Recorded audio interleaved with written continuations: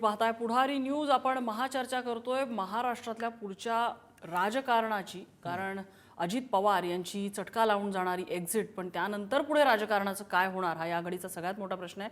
सुधीर सहभागी झालेले आहेत।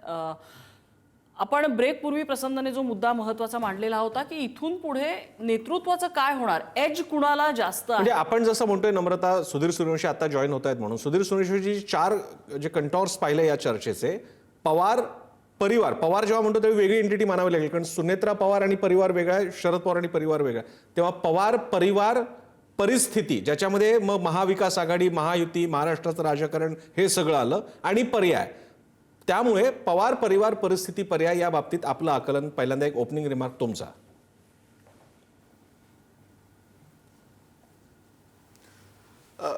प्रसन्न ज्या पद्धतीने महाराष्ट्राने आणि पवार फॅमिलीने आणि राष्ट्रवादीच्या दोघी पक्षांनी न भूतो न भविष्यतो अशी जे अनप्रेसिडेंटेड सिच्युएशन ज्याला आपण म्हणत असतो ती सिच्युएशन निर्माण झालेली आहे।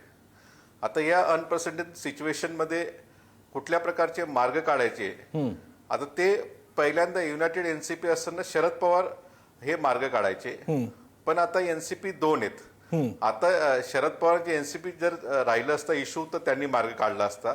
आता महत्वाचा मुद्दा येतो याच्यामध्ये अजित पवार यांची एनसीपी। आता अजित पवारच्या ॲब्सेन्समध्ये त्या एनसीपीचे निर्णय कोणी घ्यायचे हा सर्वात महत्वाचा प्रश्न येतो। आणि याच्यामध्ये सर्वात अजून महत्वाचं आहे, जेही 2 राष्ट्रवादीचं मनोमिलन असेल नगरपालिकेच्या निवडणुकीच्या निमित्ताने, जिल्हा परिषदेच्या निमित्ताने, आणि जे काही फायनल टचेस चालू होतं मर्जरसाठी दोघी पक्ष एकत्र येण्यासाठी मार्चमध्ये, आणि त्याची जी धुरा होती ती अजित पवारच त्यांच्या खांद्यावरती नेत होते आणि तेच मोठ्या पद्धतीने मोठ्या प्रमाणात हार्ड पुशिंग करत होते। पण त्या पलीकडे आपण जर राष्ट्रवादी जी अजित पवार यांची आहे याच्यामध्ये जर आपण बघितलं, बाकीचे त्यांचे जे लीडर्स आहेत ते तेवढ्या प्रमाणात उत्सुक नव्हते मर्जरसाठी। त्यांच्यामध्ये थोडे रिलेक्टन्सी होती की मर्जर झालं नाही पाहिजे, असे म्हणजे ओपिनियन असणारे पण बऱ्यापैकी मोठ्या प्रमाणात लोक अजित पवार यांच्या एनसीपी मध्ये होते। पण हे असताना अजित पवार करतोय आणि अजित पवार लीडर असल्यामुळे त्यांना कोणी क्वेश्चन करू शकत नाही किंवा त्याला कोणी ओव्हरकम करू शकत नाही, म्हणून ह्या गोष्टी होत होत्या। म्हणजे नगरपालिका इलेक्शन मधलं जे मनोमिलन असेल किंवा पंचायत जिल्हा परिषदेचं असेल आणि पुढचा टप्पा तो होणार होता, शेवटचा टप्पा, पण आता ते अजित पवार नाही आहेत। तर याच्यामध्ये मला असं वाटतं की यामध्ये सर्वात महत्वाची भूमिका ती असणारे अजित पवार यांच्या ज्या मिसेस आहेत सुनेत्रा पवार, त्यांचे पुत्र पार्थ पवार, जय पवार यांचं म्हणणं काय हे महत्वाचं असेल। आणि त्याच्या पलीकडे जर आपण बघितलं भारतीय जनता पार्टीला याच्यामध्ये काय वाटतं एक्झॅक्टली, म्हणजे व्हॉट इज देअर ओपिनियन, म्हणजे त्यांना मर्जर व्हावं नाही व्हावं, फायद्याचे तोट्याचे, त्यांचं ओपिनियन मला असं वाटतं याच्यामध्ये फायनल असेल। त्यांना वाटेल तर होईल, त्यांना नाही वाटत तर मर्जर सुद्धा होणार नाही, हे मला वाटतं या परिस्थितीवरून दिसतं। आणि शेवटचं महत्वाचं, आजच्या पेपरामध्ये ज्या जाहिराती आल्या आहेत अजित पवार दादा संदर्भातल्या पहिल्या पानावरती, ती जाहिरात राष्ट्रवादीच्या मधून न येता, म्हणजे अजित पवारची नाही आणि शरद पवारचे जे राष्ट्रवादीनी, ते भारतीय जनता पार्टी यांच्या पक्ष कार्यालयातून आलेली जाहिरात आहे। सकाळी ती जाहिरात बघितल्यावर मला एक राजकीय विश्लेषक म्हणून किंवा ऑब्झर्व्हर म्हणून प्रत्येक नेत्याबद्दल आपल्याला सहानुभूती असते, पक्षाबद्दल असते, सर्व जरी गोष्टी असते, पण प्रॅक्टिकल जर विचार आपण त्या जाहिरातीचे केला, ती जाहिरात बघून मला एक चटकन गोष्ट मनात आली, भारतीय जनता पार्टीने अजित पवार गेल्यानंतर त्या राष्ट्रवादीचे पालकत्व घेतल्याची मला त्याच्यातून दिसलं। अच्छा, याचं पुढचं पालकत्व राष्ट्रवादीचे हे भारतीय जनता पार्टी घेईल। इंटरेस्टिंग। या मुद्द्यासह म्हणजे इतरांनी पण याच्यावर जरूर रिफ्लेक्ट व्हावं। फक्त मी पुढचा मुद्दा घेतो, पण पुन्हा तुम्हाला जर काय याच्यावर टीका कमेंट करायची असेल तर करू शकता। मी मृणालिनी मॅडमकडे जातो। मृणालिनीजी, या मुद्द्यांच्यासह माझा जो प्रश्न होता आणि तो थोडासा लागू सुद्धा होतो या मुद्द्यांना, तो म्हणजे सुनेत्रा पवार आणि त्या जर का राजकारणात ऍक्टिव्ह होत असतील तर आपण सारखं म्हणतोय पार्थ जय आणि सुनेत्रा पवार, पण हे म्हणत असताना पार्थ की जय याच्यामधला एक धूसर असा मध्ये भेद आहे, एक डॉटेड लाईन आहे, त्याची पार्श्वभूमी सुद्धा तुम्हाला माहिती आहे, त्यासह तुम्ही या विषयांकडे कसं पाहता? सर्वात प्रथम तर आपण मगाशी जो मुद्दा बोलत होतो तोच सुधीर सूर्यवंशींनी अधिक प्रखरपणे अधोरेखित केला आज भारतीय जनता पक्षाला काय वाटतंय हे आडून महत्वाचं ठरणार आहे. त्यांना नेमकं कोणाला शक्ती द्यायची आहे, कोणाला पुढे आणायचं आहे, त्याच्यावर बऱ्याच गोष्टी भविष्यातल्या अवलंबून राहतील. भारतीय जनता पक्षाचा हा ऑनस्लॉट रोखायची शक्ती अजितदादा गटातल्या कोणात आहे का, किंवा सुप्रियाताई आणि शरद पवारांनी एकत्र येऊन ती त्यांना निर्माण करायची आहे का, हा मुद्दा मला वाटत नाही ती निर्माण करायची राष्ट्रवादी काँग्रेसची तयारी असेल, कारण हा सत्तेबरोबर राहणारा पक्ष आहे. आता तुम्ही म्हणता तो जो अतिशय महत्त्वाचा मुद्दा आहे, तर मला असं वाटतंय की पार्थ आणि जय या दोघांनी स्वतःच्या भूमिका स्पष्ट केल्या होत्या. जय हा कायम पवार कुटुंबाचं, विशेषतः अजितदादा कुटुंबाचे जे काय उद्योग होते, म्हणजे चांगल्या अर्थाने प्रतिष्ठानं हा शब्द वापरलेला बरा राहील, त्याकडे लक्ष देत होते. ते महत्त्वाचं आहे आणि त्यातूनच पक्षाला मान्यता मिळू शकते, एक आर्थिक रसद असू शकते, असं मत ते मांडायचे, असं वारंवार लक्षात यायचं. पार्थ यांनी जो डेब्यू केला होता आणि जो अयशस्वी ठरला होता लोकसभा निवडणुकीतला, त्यानंतर पार्थ हे थोडेसे बॅकफुटवर गेल्यासारखे दिसत होते. त्यावेळेला पवार साहेबांनी पण अत्यंत जाहीररित्या एक कमेंट केली होती, जी कमेंट दादांना लागली होती आणि दादांनी अचानक त्यावेळेला विधानसभेचे अध्यक्ष असलेल्या नानांकडे जाऊन राजीनामा देऊन टाकला होता. ती ही गोष्ट विसरण्यासारखी नाहीये. खरंय. त्यामुळे पवार कुटुंबाचे जे संघर्ष आहेत ते अचानक संपले आहेत का, यावर मला आत्ता तरी आपण कोणतंही उत्तर देऊ शकत नाही असं वाटतंय. दुसरा महत्वाचा मुद्दा त्यातून उपस्थित होणारा नेमका असा आहे की पार्थचं नेतृत्व भारतीय जनता पक्षाला मान्य होणार आहे का, कारण त्यावर काहीसे आरोप केले गेलेले आहेत सध्या. त्यामुळे राष्ट्रवादी काँग्रेस समोर खरोखरच आत्ता दादांच्या निधनामुळे काही अतिशय महत्त्वाचे प्रश्न निर्माण झालेले आहेत आणि ते प्रश्न कालांतराने या पक्षाची वाटचाल कशी असेल, सर्व्हायव्हल होऊ शकेल का त्यातून, की हा पक्ष एक प्रादेशिक पक्ष होता म्हणून एक काहीतरी स्वतःचं अस्तित्व धडपड करत कायम ठेवायच्या तयारीत असेल, याकडे लक्ष द्यावं लागणार आहे. महाराष्ट्राच्या राजकारणात पुन्हा एक नवीन वळण आलेलं आहे आणि पुढची 2 ते 3 वर्ष ही उत्तरं आपल्याला शोधावी लागणार आहेत, असंच प्रसन्न आता म्हणावं लागलं. शैलेंद्र परांजपे सर, याच मुद्द्याला धरून पुढे. हा, सुधीर सूर्यवंशींनी जो मुद्दा मांडला ना, तो अतिशय निसंदिग्ध शब्दात मांडला आणि त्याला आधारही त्यांनी जो सांगितला परिस्थितीजन्य पुराव्याचा, तो म्हणजे आजच्या वृत्तपत्रातल्या जाहिराती. त्याला मी आणखीन पुरावा जोडतो, तो म्हणजे आपण जर कालपासून ऑब्झर्व्ह केलं तर बारामतीला देखील भारतीय जनता पक्षाचे सगळे मंत्री, अनेक आमदार आले होते, लांब लांबचे आमदार आले होते. दुसरीकडे ते सगळे आमदार ट्विट करतायत, ते अजित पवार यांच्याबद्दलचा अतिशय गौरवास्पद अशा गोष्टी टाकतायत सोशल मीडियावर. आणि सुधीरनी जे म्हणाले की पालकत्व स्वीकारेल, आणि तेच मी इनडायरेक्टली मगाशी म्हणालो होतो की सुनेत्रा पवार यांना समजा त्या पोटनिवडणुकीत आमदार झाल्या आणि जर अध्यक्ष झाल्या तरी त्या पक्षाचा सगळा कारभार जो आहे, आज फडणवीसांसारखा नेता भाजपमध्ये आहे आणि त्यांनी उल्लेख केला अजित पवारांच्या निधनानंतर की दिलदार आणि दमदार नेता माझा मित्र, दिलदार आणि दमदार मित्र. तर ती मैत्री शरद पवारांच्या घरातनं बाहेर पडून आपल्याबरोबर आलेल्या अजित पवारांसारख्या मित्राबरोबरची देवेंद्र फडणवीस निभावतील, असंच कदाचित शब्द ते सुनेत्रा यांना देतील असं मला वाटतंय. आणि इतिहासाची पुनरावृत्ती होते तसं आपण अशी जी शंका व्यक्त करतोय की राजकारणाचा अनुभव किंवा पक्ष चालवण्याचा अनुभव, तर सोनिया गांधी नरसिंहराव 91 ते 96 असेपर्यंत आल्या नव्हत्या. त्या सीताराम केसरी अध्यक्ष होते, त्यानंतर त्या आल्या आणि त्यांनी पक्ष चालवला, हे आपण पाहिलंय आणि हे अनेक वेळेला घडलंय. म्हणजे शालिनीताई पाटील पण वसंतदादांच्या निधनानंतर स्ट्रॉंग झाल्या, त्याच्यानंतर पृथ्वीराज चव्हाणांच्या मातोश्रीही अनेक वर्ष खासदार होत्या. अनेक उदाहरणं आहेत राजकारणातली. मला असं वाटतं की आजच्या काळातल्या पक्षरचना अशा आहेत की प्रादेशिक पक्षाची गरज म्हणून पवार घराण्यातलं कोणीतरी हवं असेल आणि दोन्ही राष्ट्रवादी एकत्र येणं न येणं हे काळाच्या कसोटीवर टिकेल नाही टिकेल हे आपल्याला दिसेल. पण त्याच्यातल्या मोठ्या गोष्टी अशा आहेत की आज अजित पवार नाहीत म्हणून हे सगळे प्रश्न निर्माण झालेत. ते असते तर ते लगेच एकत्र आले असते का नाही. कारण काय तर अजित पवार सोडून गेल्यावर गेल्या 2.5 वर्षामध्ये सुप्रिया सुळेंकडे जे नेतृत्व शरद पवारांनी सोपवलं होतं मुलीकडे, ते अजित पवार बाहेर पडल्यानंतर त्यांनी काही पक्षबांधणी केल्याचं दिसलं नाही तितक्या प्रमाणात, आणि त्यामुळे शरद पवारांनी मुकसंमती दिली होती अजित पवारांबरोबर एकत्र यायला. थोडक्यात टेस्टेड ऑप्शन अजित पवार ठरले होते, तेच आता नाहीत म्हणून प्रश्न येईल. तर त्यांच्या पत्नीला भारतीय जनता पक्ष बाहेर न का होईना सगळी मदत करेल हे अगदी उघड आहे, आणि त्यामुळे आहे ही परिस्थिती चालू राहील असं मला आत्ता तरी वाटतं. बरं, माळी सर, त्यानंतर साठे सर आणि पुन्हा सूर्यवंशींकडे आपण जाऊ. पहिल्यांदा माळी सर, सुनील माळी. आता मला वाटतं यांनी सूर्यवंशींनी जो मुद्दा मांडला तो थोडासा मला त्याला स्पर्श करायचा आहे की त्यांनी असं सांगितलं भाजप ठरवेल की भारतीय जनता पक्षाला काय हवं आहे. एक तर त्यांची आघाडी दोन्ही राष्ट्रवादी एकत्र येणं त्यांना हवं आहे का त्या भाजपमध्येच येणं हवं आहे किंवा जे काही त्यांचा राष्ट्रवादीविषयी.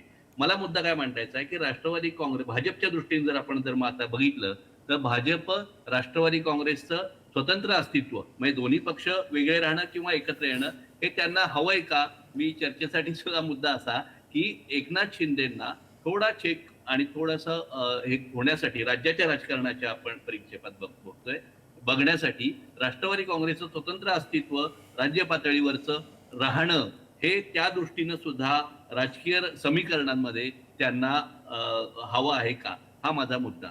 दुसरा मला मुद्दा मांडायचा आहे, म्हणजे हे दोन्ही मुद्द्यांवर चर्चा होईल किंवा पहा आपण. हा पहिला मुद्दा मांडायचा आहे. दुसरा मुद्दा मला मांडायचा आहे, अजितदारांच्या जाण्यामुळं राज्य पातळीवर राज्याचा मंच जर आपण बघितला तर लोकशाहीचा त्या अर्थाने समतोल ढासळतो आहे का. याचं कारण अजित पवारांचं जाणं, अकाली जाणं हे पवार कुटुंबाच्या दृष्टीनं, बारामतीच्या दृष्टीनं आणि राष्ट्रवादीच्या दृष्टीनं अत्यंत नुकसानीची गोष्ट जरी खरी आहे तरी लोकशाहीमध्ये सक्षम विरोधी पक्षाची गरज लागते आणि सक्षम नेत्याची गरज लागते. आज जरी अजितदादा हे सत्तेत होते तरी ते आपलं स्वतंत्र अस्तित्व राखून होते. अनेक वेळेला म्हणजे आता जसं नवाब मलिकांचा उल्लेख झाला की त्यावेळेला सुद्धा मुंबई महापालिकेमध्ये युती करायची नाही जर नवाब मलिकांच्या नेतृत्वाखाली किंवा त्यांना तुम्ही बरोबर घेऊन निवडणूक लढवत असाल असं भाजपने सांगितल्यानंतर तिथे अजितदादांनी भूमिका घेतली, नाही आम्ही स्वतंत्र लढू, बटेंगे तो कटेंगे असा ज्यावेळेस प्रचार भाजपकडनं झाला त्यावेळेस सुद्धा त्यांनी शिव फुले शाहू आंबेडकर यांच्याच तत्व आपण त्यांचे मी सोडणार नाही. लाडकी बहिणीमध्ये सुद्धा यांनी तिजोरीला भोग पडलाय. त्यामुळे अशा योजना काय, अशा अनेक त्यांच्या ज्या स्वतंत्र भूमिका होत्या या सत्तेत राहूनच भाजपला विरोध करणाऱ्या किंवा आता विरोधी पक्ष सक्षम नाही तर विरोधी पक्षाची त्या अर्थाने त्यांनी उणीव भरून काढणाऱ्या होत्या. आज दादा गेल्यानंतर राष्ट्रवादी काँग्रेसकडं किंवा काँग्रेसकडं तितकं सक्षम राज्य पातळीवर सत्ताधारी भाजपला विरोध करेल असं नेतृत्व दिसत नाही आणि त्यामुळं लोकशाहीचा जो समतोल असायला पाहिजे तो ढासळला आहे का असा माझा प्रश्न आहे. मी साठ्यांकडे जातोय, त्याच्यात साठ्यांना जे काही आधीचं रॅप करून पुढे जायचंय तर त्यांनी जरूर सांगावं. फक्त याच्यातला एक मुद्दा आहे तो म्हणजे प्रत्येक पक्ष किंवा नेतृत्वाचा एक स्वतःचा समाजाचा एक वरचष्मा असतो, समाजाचा आधार असतो, त्याला घेऊनच पुढे जावं लागतं. भाजप हिंदू आयडेंटिटीचं राजकारण करतं, बाकी काही पक्ष बहुजन आघाडीचं बहुजन राजकारणाचं करतं. MIM म्हणूनच म्हणतं की आम्ही हिरवा करू, त्याच्यात हिरवा वगैरे म्हणजे काय की आम्ही मुस्लिमांचं राजकारण करू. माझा आपल्याला प्रश्न आहे साठे सर की या शरद पवार आणि सुनेत्रा पवार आणि अजित पवार आणि पुढे काय होणार म्हणत असताना यांच्या सामाजिक बेसचं काय करायचं ते याला कसं बघतील या घडामोडींकडे. अगदी प्रिसाइजली प्रसन्न मी याच विषयावर बोलणार होतो. मुद्दा असा आहे की शरद पवारांचं आजवरचं राजकारण आणि नंतर जे अजित पवारांनी पुढे नेलं ते काय स्वरूपाचं होतं, ते मराठा डॉमिनन्सचं राजकारण होतं, मराठा वर्चस्वाचं राजकारण होतं आणि त्यांना पश्चिम महाराष्ट्रातल्या मुख्यतः आणि मराठवाड्यातल्या मराठा नेतृत्वाची साथ होती. ते सगळे नेते त्यांच्या भोवती गोळा झाले होते आणि नंतरच्या काळामध्ये मराठ्यांसारखेच त्या भागामध्ये वर्चस्वशाली असलेले धनंजय मुंडेंचे सारखे ओबीसी नेते त्यांच्या बरोबरीने आलेले होते. आताच्या परिस्थितीमध्ये आता भारतीय आपण पुन्हा पुन्हा जे म्हणतोय आणि सुधीरजींनी सुद्धा जे सांगितलं ते या दृष्टीनेच बघायला पाहिजे की भारतीय जनता पक्ष आता अशा परिस्थितीमध्ये आहे की तो सगळ्यांचं पालकत्व करू शकतो, त्याची शक्ती खूप वाढलेली आहे. आणि ती शक्ती का वाढलेली आहे याचं कारण हा जो सगळा मराठा बेस होता, ओबीसींचा तर प्रश्नच नाही, हा जो सगळा मराठा बेस होता त्याच्यामध्ये मोठ्या प्रमाणात फूट पडलेली आहे आणि त्यातले खूप मोठे मोक्याचे नेते हे भारतीय जनता पक्षाबरोबर गेलेले आहेत. आज पुढच्या पिढीतलं राजकारण हे अजित पवारांभोवती केंद्रित झालेलं असताना आणि अजित पवार गेलेले असताना तो जो मराठा बेस आहे, तो जो मराठा पाठिंबा आहे तो विस्कळीत होणार आहे आणि मराठा हे जे काही एकूण म्हणजे सर्वसाधारण जे नेतृत्व आहे किंवा मराठा हा जो गट आहे तो सत्तेबरोबर राहण्याला पसंती देतो. अशा परिस्थितीत भारतीय जनता पक्ष हा जर का बलिष्ठ असेल तर तो त्याच्याबरोबर जाईल. संग्राम जगतापांसारखं उदाहरण आहे आपल्या नगर जिल्ह्यामध्ये. त्यांनी ज्या पद्धतीने हिंदुत्वाचा अंगीकार केलेला आहे आणि असे अनेक नेते आहेत. खुद्द काँग्रेसमध्ये सुद्धा काही नेते आहेत. माझंच म्हणणं आहे की हे जे सगळे विखे पाटलांचं उदाहरण आहे, अशोक चव्हाणांचं उदाहरण आहे आपल्या डोळ्यासमोर. मला असं वाटतं की हा मराठा बेस विखुरला ऑलरेडी गेलेला आहे. आता तो अधिक वेगाने विखुरला जाईल. आता याच्यानंतर आणखीन एक मुद्दा मला प्रसन्न मांडायचा आहे. तो थोडा व्यापक अर्थाने आपण या सगळ्याकडे बघायला पाहिजे. म्हणजे जय होईल का पार्थ होईल का सुनेत्रा होईल आणि ते पुढे जाऊन सोनिया गांधींसारखं कर्तृत्व करू शकतील का? अर्थातच करू शकतील किंवा आपण असं त्यांना हे दिला सध्याच्या परिस्थितीत. मुद्दा असा आहे की सोनिया गांधींच्या काळातली परिस्थिती आणि आत्ताची परिस्थिती याच्यामध्ये फरक आहे. त्यावेळेस भारतीय जनता पक्ष नावाचा पक्ष तिथे केंद्रात आणि एकूण राजकारणात बलशाली नव्हता आणि ओपन फॉर ऑल अशा पद्धतीची परिस्थिती होती. हे लक्षात घ्यायला पाहिजे. म्हणजे सगळ्यांना संधी आहे आणि काँग्रेसची अजून ताकद शिल्लक होती. त्या परिस्थितीत सोनियांनी ते राजकारण केलेलं आहे हे लक्षात घ्यायला पाहिजे. आजच्या परिस्थितीत जर तुम्हाला राजकारण करायचं असेल तर भारतीय जनता पक्ष हा एक ध्रुव जर मानला तर त्याच्या विरुद्ध असा जोरदार ध्रुव उभा करून आणि तो वैचारिक असावा लागेल आणि वेगवेगळ्या पद्धतीने असावा लागेल. तसा उभा करण्याची ताकद कोणाकडे आहे का? आणि catching the imagination of the youth किंवा लार्जर सोसायटी अशी शक्ती पार्थ किंवा युग किंवा हे जय किंवा सुनेत्रा ताई यांच्याकडे आहे का हा खरा प्रश्न आहे. मी इथे फक्त एकच सांगतो आणि थांबतो. 1995 मध्ये महायुतीची सत्ता आली ज्यावेळेस त्याच्यानंतर काँग्रेस हे जवळपास पहिल्यांदी विरोधात गेली. म्हणजे इतक्या मोठ्या प्रमाणामध्ये सलग 5 वर्ष विरोधात गेली. त्याच्यानंतरची भाषणं तुम्ही काढून बघा त्या सगळ्या ह्याच्यामध्ये किंवा त्या काळामध्ये काँग्रेसनी काय केलं विरोधक म्हणून. त्या काळात सगळी जी भाषणं आहेत ती फक्त RR पाटील, दिलीप वळसे पाटील आणि काही प्रमाणात सोपल वगैरे यांची आहेत. अजित पवार त्या संपूर्ण याच्यामध्ये पूर्णपणे सायलेंट होते कारण त्यांना सत्तेशिवाय राहण्याची सवय नव्हती. त्यांना रस्त्याच्या आंदोलनाची कुठल्याही पद्धतीची पार्श्वभूमी नव्हती आणि त्यांचा तो कलही नव्हता. म्हणजे त्यांची स्पेशलायझेशन किंवा एक्सपर्टीज वेगळ्या प्रकारचं होतं.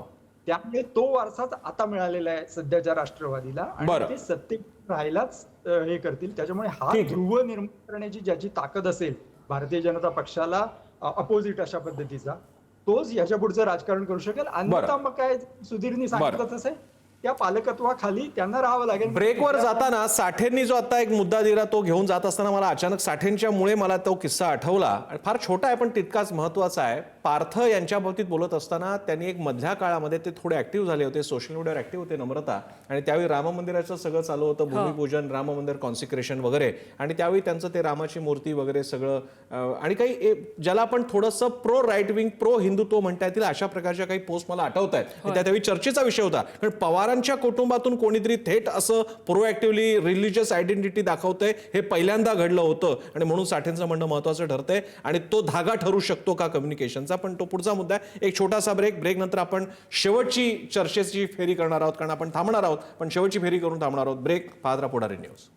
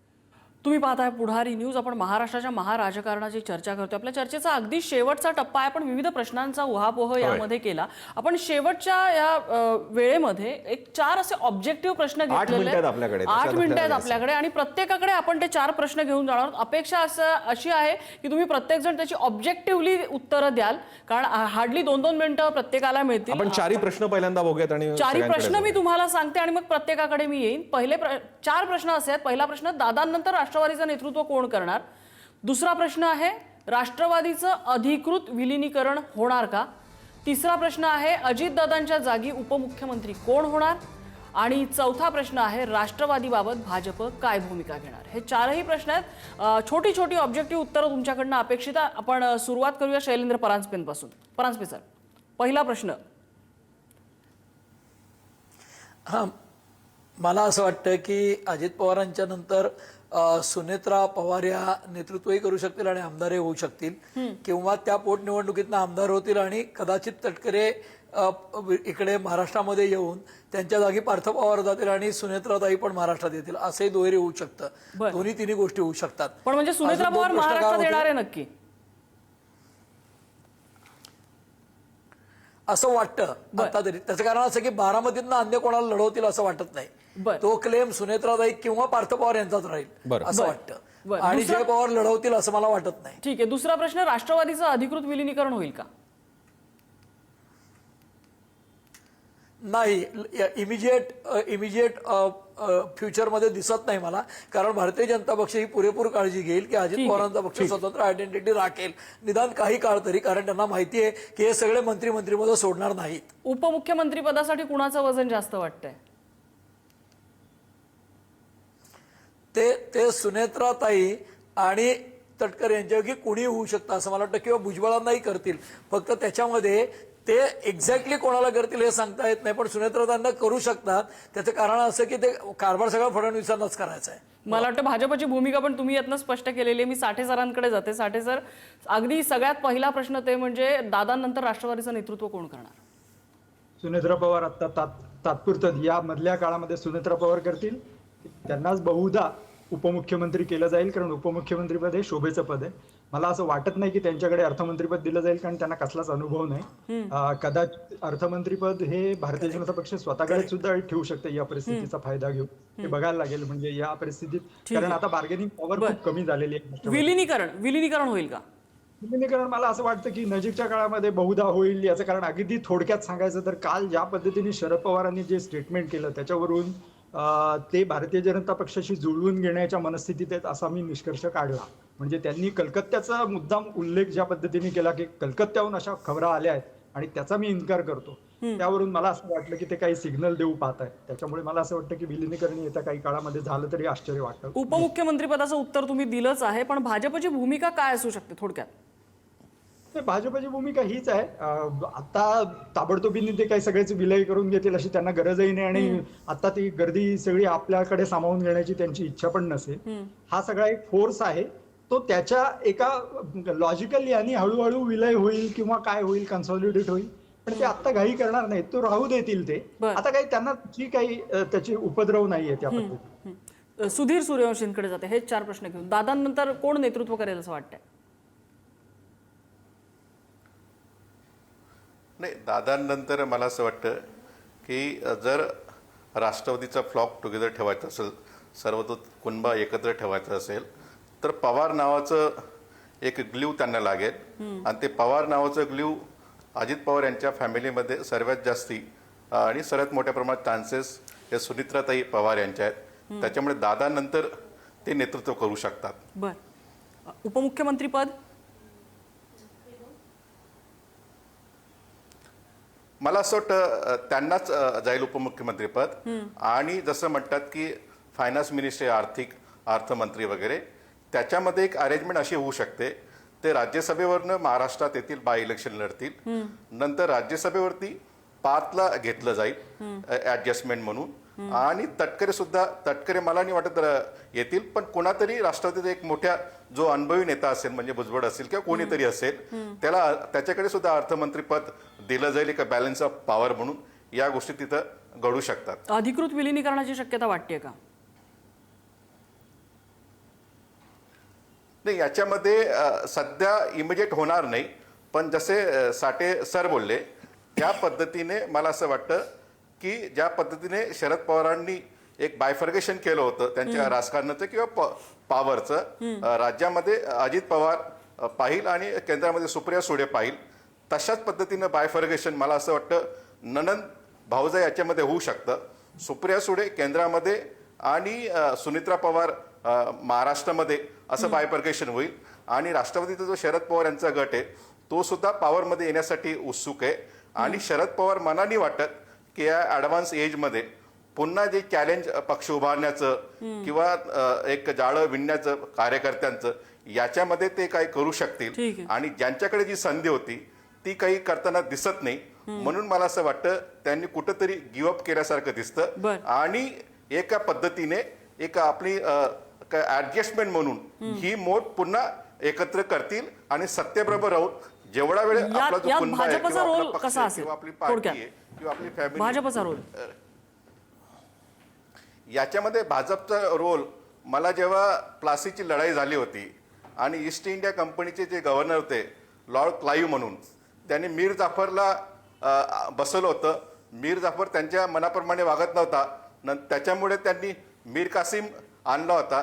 जसा जयललिता गेल्यानंतर OPS आणि EPS तामिळनाडूमध्ये बघतो, तशा पद्धतीची भूमिका भाजपची असेल. अगदी. मी पुढे जाईन माळी सरांकडे. माळी सर, या चारही प्रश्नांमध्ये उपमुख्यमंत्रीपदासाठी सर्वात प्रबळ दावेदार कोण वाटतं तुम्हाला? शेवटचा नंबर मला लागल्यामुळे काही कॉम्बिनेशन झालेली आहेत, पण तरी दादांनंतर कोण? दादांनंतर सुनित्रा पवार हे मला उत्तर मान्य आहे. पण उपमुख्यमंत्री ज्यांना करणार हे मला पटत नाही. याचं कारण उपमुख्यमंत्री भुजबळ किंवा समकक्ष त्यांच्यासारखा सिनियर मंत्री ते करू शकतील. 2 पद देणार नाहीत त्यांना. पक्ष म्हणून दादांनंतर सुनेत्राताईंना घेण्याची शक्यता जास्त आहे. तिसरं विलिनीकरण होणार का? तर विलिनीकरण होणं किंवा एनसीपी बाबत भाजपची भूमिका जी आहे ती भाजपला राष्ट्रवादीचं स्वतंत्र अस्तित्व ठेवणं हे गरजेचं वाटतंय. मगाशीच आपण जसं म्हटलं तसं एकनाथ शिंदेवर थोडासा होल्ड, शिंदेवर, आणि स्वतंत्र अस्तित्व तूर्त त्यांचं ठेवणं हे एकंदर त्यांच्या राजकारणाची एकंदर समीकरण बसवण्यासाठी आवश्यक वाटतं. Nanivadekar ma'am, wind up comment.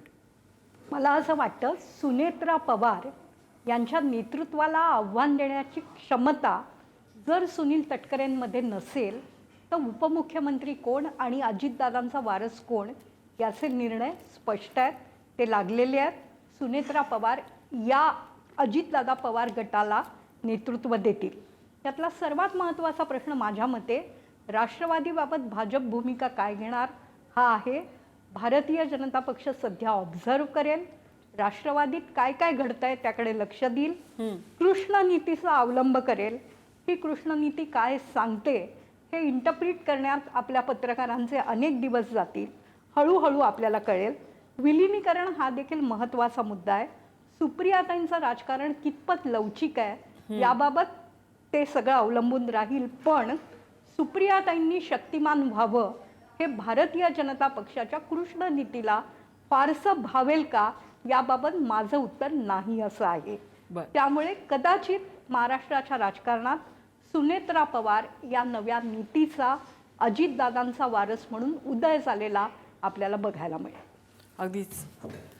वेळ आपली संपलेली आहे, पण महाराष्ट्राच्या महाराजकारणाची आता दिशा काय असेल याचे साधारण अंदाज बांधायला आपली सुरुवात झालेली आहे. अर्थात त्याचं ठोस उत्तर येणाऱ्या काळातच आपल्याला मिळेल. पण तुर्तास आपल्याला या सगळ्या मान्यवरांनी चर्चेसाठी वेळ दिला. सुधीर सूर्यवंशी, राजेंद्र साठे आपल्यासोबत आहेत, शैलेंद्र परांजपे, सगळ्यांनी अतिशय उत्कृष्ट विश्लेषण या सगळ्या मुद्द्यांचं वेगवेगळ्या मुद्द्यांवरून केलं. माळी सर, मृणाल मॅम या सगळ्यांनी विविध मुद्दे मांडलेले आहेत. आणि त्यामुळे आता महाराष्ट्राच्या राजकारणाची दिशा काय असते हे येणाऱ्या काळात स्पष्ट होईल. तुर्तास या चर्चेमध्ये इथंच थांबतोय. बातम्यांचा ओघ पुढारी न्यूजवर सुरूच राहील.